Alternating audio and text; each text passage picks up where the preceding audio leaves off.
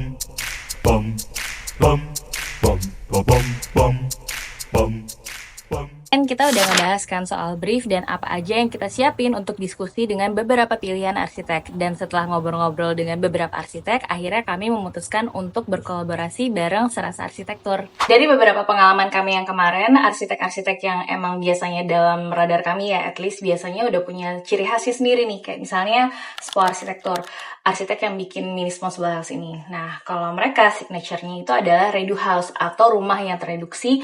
Konsepnya tuh minimalis dari segi desain dan konstruksi, stylenya tuh juga abu-abu, hitam, industrial, besi-besi, semen expose kayak gini nih. Terus kemudian looks-nya tuh emang semi unfinished gitu lah pokoknya. Aku pertama kali ngeliat Serasa Arsitek ini dari Instagramnya Manada. Hai Manada, semoga Wendy bisa kopi darat ya.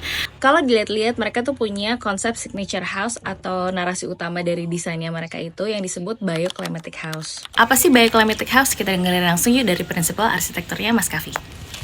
Halo, nama saya Kavi dari Serasa Arsitek. Kita punya konsep biohouse, yaitu bioclimatic house. Sederhananya adalah bagaimana bangunan itu sendiri bisa meminimalisir penggunaan energi dengan teknik desain yang pasif.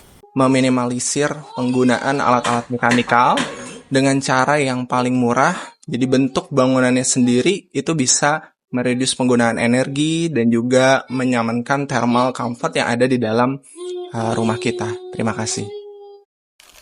Menarik banget kan konsepnya. Jadi yang aku tangkap sih intinya mereka selalu berusaha untuk mendesain rumah yang targetnya adalah meskipun gak pakai AC, temperatur di dalam rumahnya itu tetap nyaman.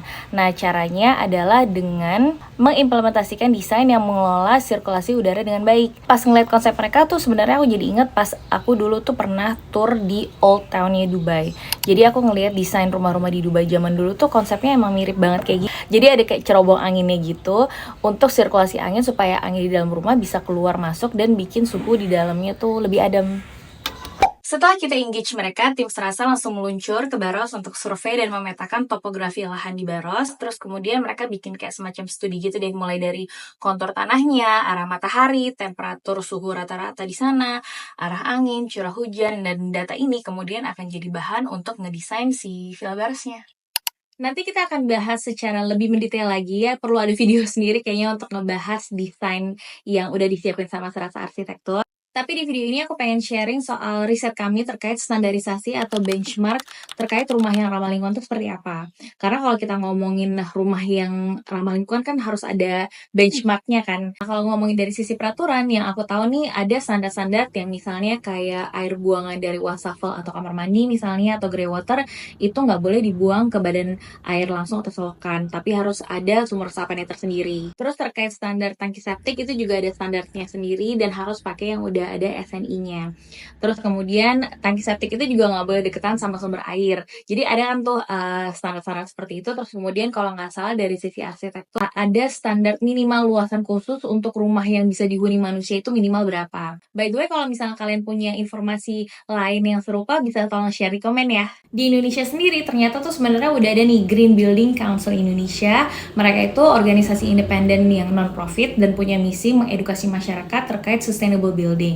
Dan mereka punya rating tools khusus untuk menilai bangunan dan rumah yang ramah lingkungan. Kalau kita lihat di websitenya, mereka bisa assess tuh bangunan-bangunan apa aja yang bisa dikategorikan sebagai green building termasuk rumah. Dan dengan segala kriterianya ya. Jadi kalau yang aku baca, kriteria assessment mereka tuh ada 6 untuk rumah yang ramah lingkungan. Nomor 1 ada appropriate site development, terus kemudian yang kedua adalah energy efficiency dan conservation, yang ketiga water conservation, 4 material resources and cycle, yang 5 indoor health and comfort, dan yang terakhir adalah building and environmental management.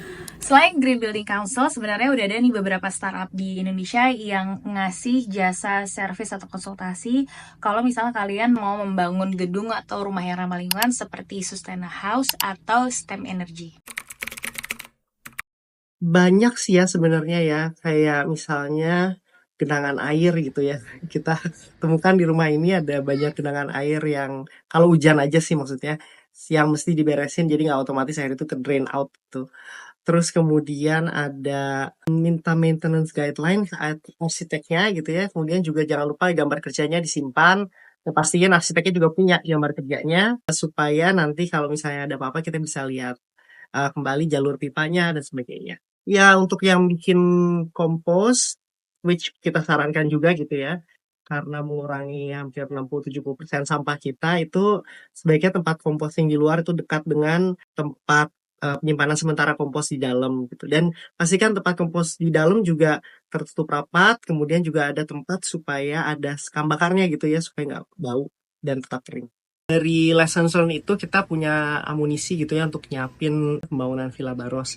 Nah, satu lagi sebenarnya dari acara kemarin saya ikutin itu untuk persiapan pembangunan Villa Baros penting banget untuk berjejaring ya, kemudian semua orang supaya kita tahu gitu ya perkembangan terkini gitu ya, dari material, konstruksi ataupun sistem-sistem lain yang bisa membuat rumah kita lebih sustainable. Dan ini biasanya ada di akar rumput gitu ya, banyak yang belum sertifikasi, tapi kemudian kita juga bisa gitu ya melihat yang sudah ada gitu ya dari klien-klien yang lain dari produk tersebut.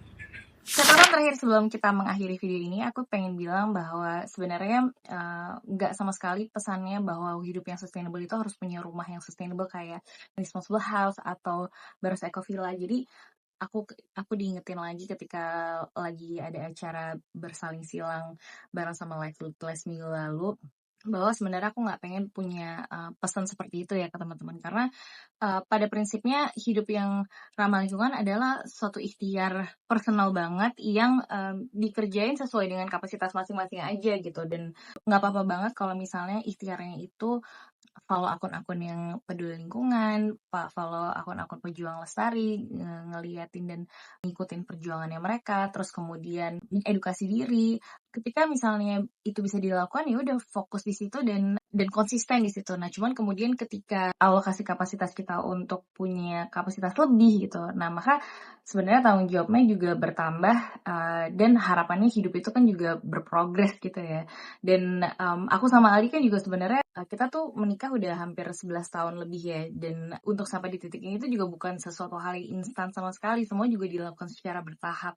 Jadi itu sih sebenarnya pesannya buat teman-teman yang misalnya sebagian nggak relate dengan apa yang kita kerjain sekarang gitu. Kalau menurut kamu gimana, sayang? Iya, jadi intinya berprogres terus gitu ya. Ya susah sih kadang-kadang, tapi kadang-kadang juga gampang gitu ya. Dan mau ngingetin aja bener, jadi rumah yang kami bangun ini sebenarnya hanya sarana gitu ya. Kembali lagi ke kitanya gitu. Seperti misalnya contohnya adalah smartphone gitu ya. Kita punya smartphone belum tentu segalanya bisa lebih mudah kalau kita belum tahu atau kita belum kebiasaan ya. Smartphone ya nggak akan optimal juga fungsinya. Sama juga kalau misalnya kami nggak pengen ngompos ya sebenarnya sarananya udah ada tapi bisa aja nggak dipakai gitu ya. Mesti emang tetap semangat. Apalagi karena di kita ini kan sistemnya belum ajak gitu ya. Jadi emang mesti kita sebagai individu yang inisiatifnya banyak gitu. Nah, tapi harapannya kalau misalnya sudah banyak individu-individu yang lebih peduli sama lingkungan, sistemnya akan cepat menyusul gitu sehingga lebih mudah buat kita semua. Oke, itu dia cerita dari episode kali ini. Berikutnya kita mau ngebahas apa ya, say? Kayaknya banyak sih yang mesti Iya. dibahas. Nanti dilihat dulu deh kira-kira apa yang paling visible buat dibikin seminggu ke depan. Mudah-mudahan bermanfaat ya teman-teman. Kalau ada yang mau tanya, bisa langsung tanya di kolom komentar. Nanti kita bisa bahas di video berikutnya. Atau follow akunnya Baros Eco Villa Clinomic di Responsible House. Karena di situ juga banyak cerita-cerita tentang progres dari rumah ini. Plus juga bisa lihat juga di website Clinomy karena di sana ada green database yang lumayan banyak banget cerita tentang inspirasi, inisiatif dan gerakan-gerakan yang udah orang lain banyak lakukan, termasuk juga di konteks rumah lestari. Sampai ketemu di video berikutnya ya. Bye.